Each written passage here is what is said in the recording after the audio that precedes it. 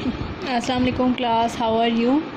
अब हमने exercise 9.3 start करनी है और 9.3 में जो इम्पोर्टेंट फार्मूला है वो है मिड पॉइंट फार्मूला। इस पूरे जो चैप्टर में दो फार्मूले इस्तेमाल हुए हैं, आपको याद है ना। एक डिस्टेंस फार्मूला इस्तेमाल हुआ है जो हमने 9.1 और 9.2 में यूज़ किया है, और वो फार्मूला इस एक्सरसाइज में भी आएगा। आपने इस फार्मूले को भूलना नहीं है। तो पहले हम रिपीट कर लेते हैं डिस्टेंस फार्मूले को, फिर मैं आपको मिड पॉइंट फार्मूला बताऊँगी। डिस्टेंस का फॉर्मूला होता है, फॉर एग्जांपल आपके पास ए और बी की वैल्यू दी हुई है, तो आप इसकी तरह लिखेंगे ए बी को, और फिर आप लिखेंगे under root x2 minus x1 whole square plus y2 minus y1 whole square. ये डिस्टेंस का फॉर्मूला है जो हम पहले यूज़ कर चुके हैं। ठीक है जी। अब बारी आती है जी मिड पॉइंट की, जो 9.3 में हम यूज़ कर रहे हैं। मिड पॉइंट फार्मूला हमारा होता है जी, फॉर एग्जांपल अगर आपके पास वैल्यूज़ दी हुई हैं, कोई भी वैल्यू, जैसे कि क्वेश्चन नंबर 1 जो है वो पूरा का पूरा जो है आपका मिड पॉइंट का है, तो हम उसमें से कोई एक क्वेश्चन ले लेते हैं। ये मैंने एक क्वेश्चन ले लिया है जी, क्वेश्चन नंबर 1 का बी पार्ट, जिसमें मिड पॉइंट हमने फाइंड करना है। ये दो पॉइंट्स आपके पास दिए हुए हैं, तो आप इस तरह लिखेंगे मिड ऑफ ए बी। जब भी किसी चीज़ का मिड निकालना है हम उसके साथ ये एक्सप्रेशन लिखते हैं, मतलब ये वर्डिंग लिखते हैं। और उसके बाद होता है formula x1 plus x2 divided by 2 comma y1 plus y2 divided by 2 bracket. ये मिड पॉइंट का फॉर्मूला है जो आपने याद रखना है। ठीक है जी। अब आपको पता है ये जो आपका ऑर्डर पेयर होता है, इसमें ये x की वैल्यू होती है, ये y की वैल्यू होती है, तो हम इसे लिख लेते हैं कि x1 है, y1 है, और ये x2 है और ये y2 है। ये आपको ऑलरेडी पता है, हमने 9.1 और 9.2 में डिस्टेंस निकालते हुए भी यही इस्तेमाल किया था। ठीक है जी। हमेशा पहले x1 होता है, फिर y1 होता है, फिर x2 होता है, फिर y2 होता है। अब वैल्यू हम इसके अंदर पुट कर देते हैं। x1 की वैल्यू हमारे पास है 2, x2 की वैल्यू हमारे पास है 3, y1 की वैल्यू है हमारे पास -6 प्लस y2 की वैल्यू है -6। ठीक है जी। ये हमने पुट कर दी। पुट करने के बाद हम इसे सिंप्लीफाई कर देते हैं। 2 + 3 5 divided by 2 -6 plus minus -6 divided by 2 5/2 as it is. -6 हमारे पास होता है जी -12, और ये हम कटिंग कर लेते हैं। 2 × 6 = 12, तो हमारा आंसर है 5/2 और -6।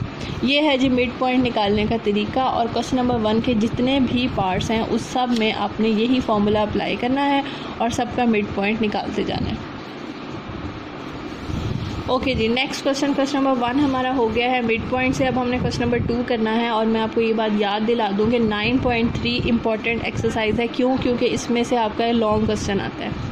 8 मार्क्स का क्वेश्चन इस एक्सरसाइज में से ही आएगा, तो इसलिए आपने सारे के सारे क्वेश्चन बहुत गौर से करने हैं। तो सबसे पहले क्वेश्चन नंबर 2 को रीड आउट करते हैं कि क्या है। वो कहते हैं द एंड पॉइंट P, एक एंड पॉइंट है P, किसका? एक लाइन सेगमेंट का, और वो लाइन सेगमेंट कौन सी है? PQ। तो मतलब टोटल लाइन जो है आपके पास PQ है, जिसका एक कॉर्नर P है, और उस P की पॉइंट आंसर जो है वो ये दिया हुआ है, मतलब P का पॉइंट दिया हुआ है। फिर वो कहते हैं उस लाइन पे एक मिड पॉइंट भी है, ये मिड पॉइंट की वैल्यू दी हुई है। और फिर वो कहते हैं coordinate of the end point Q आपने फाइंड करके बताना है। तो सबसे पहले इन क्वेश्चंस में ना हम फिगर बना लेते हैं, क्वेश्चन को देख देख के कि आपके पास वो कहना क्या चाह रहा है। तो हम इस पे एक फ़िगर बनाते हैं। उन्होंने कहा है जी क्वेश्चन नंबर 2 में कि एक लाइन है PQ, तो हमने एक लाइन बना ली PQ। ठीक है जी। फिर वो कहते हैं एक एंड पॉइंट है उसका P, और P की वैल्यू उन्होंने ये दी हुई है, तो हम P के साथ लिख लेते हैं -3 और 6। ठीक है जी। फिर क्वेश्चन में वो कहते हैं एक मिड पॉइंट भी है आपके पास, तो मिड पॉइंट हमेशा दरमियान में होता है, हम उसे M का नाम दे देते हैं। तो मिड पॉइंट की वैल्यू भी उन्होंने दी हुई है 5 और 8। फिर वो कहते हैं आप Q निकाल के बताएं हमें। तो Q जो है कोऑर्डिनेट है, और कोऑर्डिनेट को हम इस तरह लिखते होते हैं, मतलब इस फॉर्म में आपने आंसर देना है। तो ये P हो गया, ये M हो गया, ये Q हो गया जो हमने निकालना है। अब आप रिमेंबर याद रखें कि आपने मिड पॉइंट का जो फॉर्मूला पढ़ा है, मिड पॉइंट के फॉर्मूले में 2 पार्ट्स होते हैं, एक x का हिस्सा होता है और एक y का हिस्सा होता है। तो हम इसमें जो है ना सबसे पहले x वाला हिस्सा ले लेते हैं, मिड, और x1 plus x2 divided by 2। ठीक है जी। मैंने सिर्फ इसमें जो है ना x वाला हिस्सा लिख लिया, y वाला नहीं लिखा। अब देखें इन सब में x की वैल्यू क्या है, इधर x की वैल्यू -3 है, इधर x की वैल्यू 5 है और इधर x की वैल्यू x ही है। तो मिड में से आपने x की वैल्यू निकालनी है, तो मिड का x की वैल्यू है हमारे पास 5, हमने यहाँ 5 पुट कर देना है। x1 हमारे पास ये है, हमने -3 पुट कर दिया, और x2 हमारे पास x ही है, उसकी जगह x ही आ जाएगा, नीचे divided by 2 as it is. 2 divide हो रहा है, उधर जाके मल्टीप्लाई, 5 2 ज़ा 10, -3 इधर आके प्लस हो जाएगा, और x की वैल्यू हमारे पास आ जाएगी 13। ठीक है जी। अब आपने इसी तरह y वाली हिस्सा लिख लेना है, mid is equal to y1 plus y2 divided by 2। अब आपने इन सब में से y की वैल्यू निकाल लेनी है। तो मिड का जो y है वो आपके पास है 8, y1 आपके पास है 6 और y2 आपके पास ऑलरेडी y ही है। 8 2 ज़ा 16 और 16 माइनस 6 सॉरी प्लस है यहाँ पे, इज़ इक्वल टू y, और 16 में से 6 गया, हमारे पास आ जाएगा जी 10। ठीक है जी।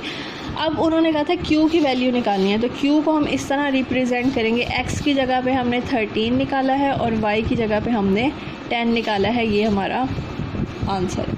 ठीक है जी।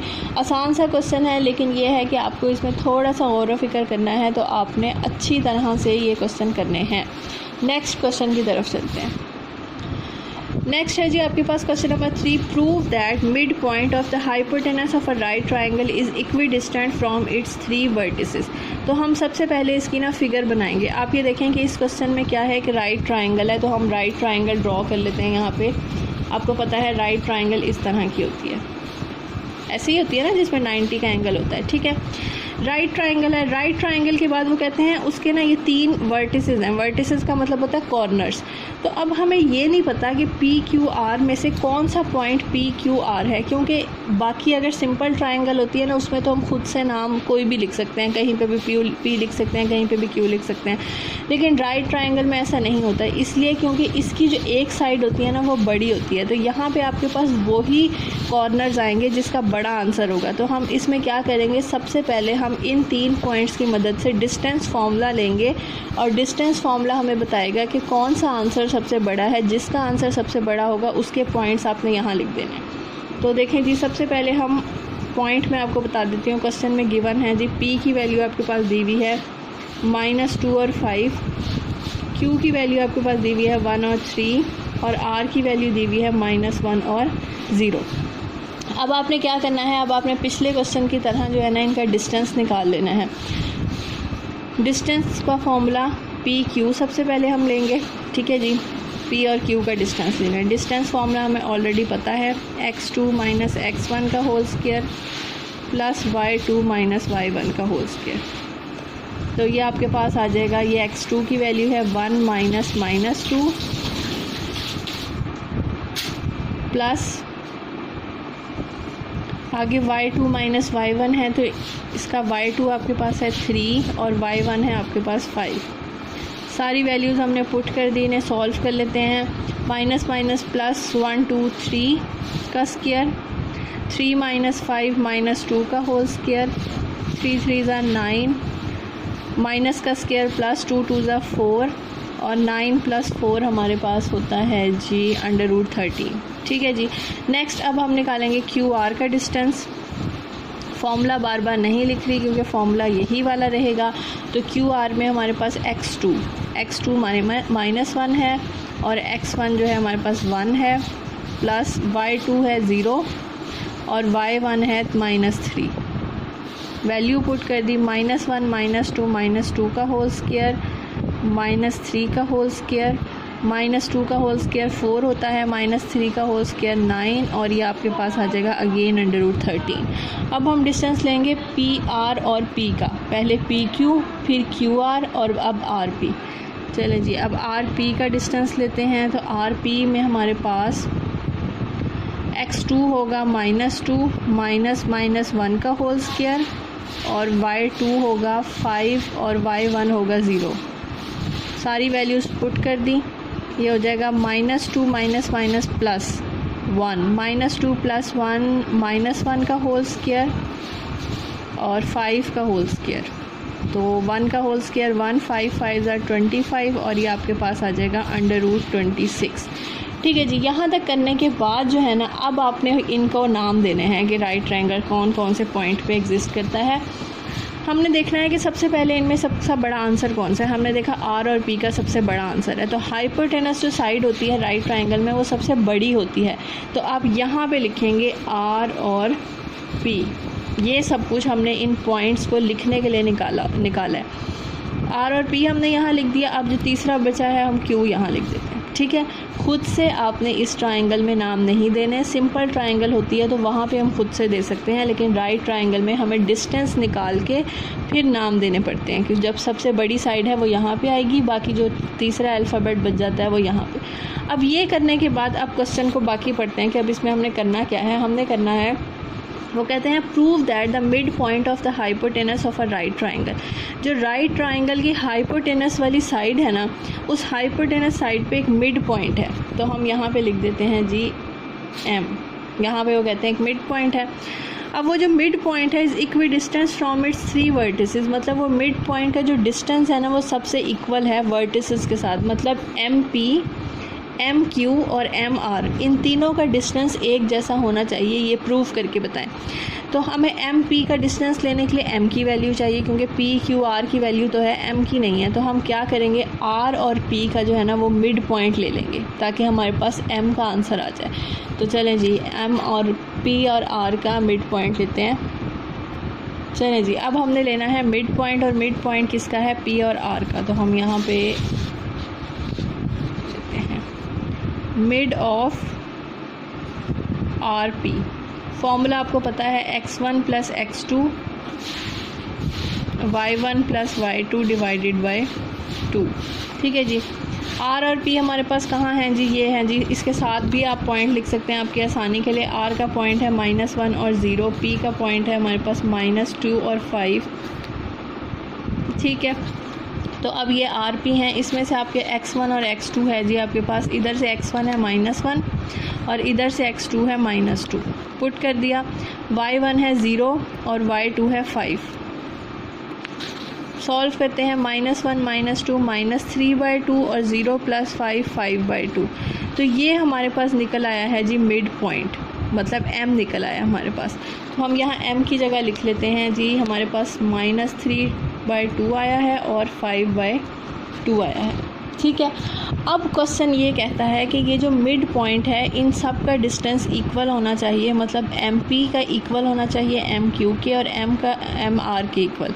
मतलब एम पी, एम क्यू और एम आर ये तीनों इक्वल आंसर देने चाहिए। तो अब हम इन सब का डिस्टेंस निकालेंगे। एम पी का डिस्टेंस सबसे पहले सॉल्व करते हैं। ये है जी हमारे पास एम और पी। फॉर्मूला आपको पता है x2 - x1 का होल स्क्वायर, y2 - y1 का होल स्क्वायर। ठीक है, ये मैंने फिंगर्स रखी हुई हैं यहाँ पे। आप x2 की वैल्यू है जी हमारे पास -2, x1 की वैल्यू है -3/2 का होल स्क्वायर, y2 की वैल्यू है 5, y1 की वैल्यू है 5/2 का होल स्क्वायर। ठीक है जी। अगर आपको कोई प्रॉब्लम है इस क्वेश्चन को कि जी बड़ा है बहुत, तो आप कैलकुलेटर पे आसानी से कर सकते हैं। मैं आपको कैलकुलेटर पे लिख के दिखाती हूँ कि कैसे लिखते होते हैं। ये देखें जी, ये आपके पास कैलकुलेटर है और ये आपके पास वैल्यू है। तो आपने लिखना है जी ब्रैकेट, जैसे उसके अंदर ब्रैकेट डले हुए हैं ना वैसे ही आपने इसके अंदर ब्रैकेट भी डालनी है। ब्रैकेट है, फिर है जी हमारे पास -2, फिर है माइनस हमारे पास, और अगेन उसके अंदर ब्रैकेट है, और फिर है जी -3/2, और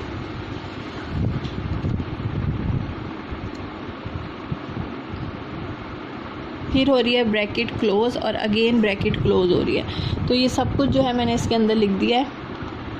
अब वो कहते हैं जी यहाँ पे है जी स्क्वायर, तो स्क्वायर डाल दिया हमने। उसके बाद है जी हमारे पास प्लस लिख दिया, अगेन ब्रैकेट है हमारे पास, फिर है जी 5 - 5/2 ये लिख दिया, और ब्रैकेट क्लोज स्क्वायर। मतलब जैसे ये अंदर की वैल्यू सारी लिखी है ना, ये सारी की सारी आपने ऐसे कैलकुलेटर पे लिख देनी है।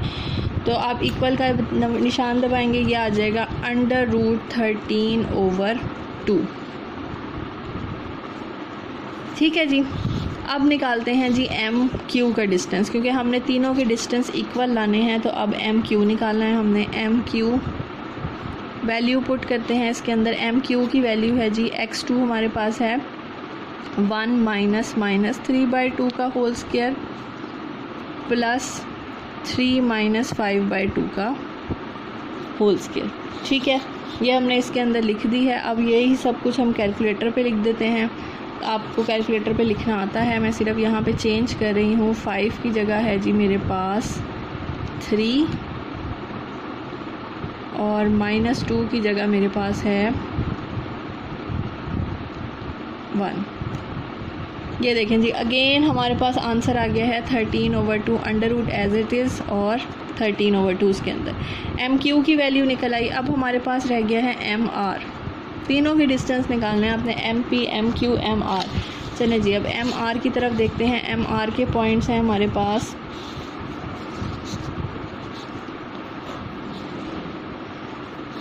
MR के पॉइंट्स हैं ये वाले, -5 -1 माइनस 3/2 का होल स्क्वायर प्लस 0 माइनस 5/2 का होल स्क्वायर।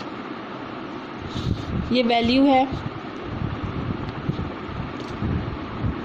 चलें जी, अगेन हमने कैलकुलेटर पे लिखना है। कैलकुलेटर पे हम इसे सॉल्व कर लेते हैं। यहाँ पे हमारे पास 0 है और यहाँ पे है जी हमारे पास -1। ये देखें जी, अगेन अंडर रूट 13/2। ये था हमारा क्वेश्चन कि आपने जो है सबसे पहले फ़िगर बनानी थी राइट ट्रायंगल की। आपने डिस्टेंस लेना था सबका PQ, QR, RP का, ताकि हमें पता चले हम यहाँ पे कौन से अल्फ़ाबेट लिखेंगे। सबसे बड़ा आंसर जो होगा वो हमारा यहाँ पे लिखा जाएगा और Q अल्फ़ाबेट बाद में। लिखने के बाद आपने मिड निकालना था R और P का, और फिर आपने ये बताना था कि इस मिड पॉइंट का डिस्टेंस जो है वो सबसे इक्वल है। तो हमने निकालना था MP, MQ और MR, और तीनों के आंसर जो हैं आपके पास एक जैसे आने चाहिए। ओके जी।